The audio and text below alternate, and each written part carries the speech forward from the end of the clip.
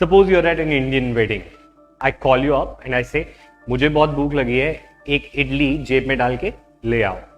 तुम मेरे दोस्त ले आए.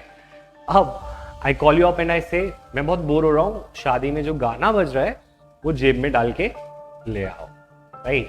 That is not possible because song is a wave and idli is a particle. Now let me ask you, is light like a song which cannot come in pocket, or like an idli which can come in a pocket? So you probably would say it is like song, but Planck showed us that light's energy come in the form of packets, and this packet is called a photon. So this idea was built up upon by Einstein to explain photoelectric effect. Both of them got Nobel Prize.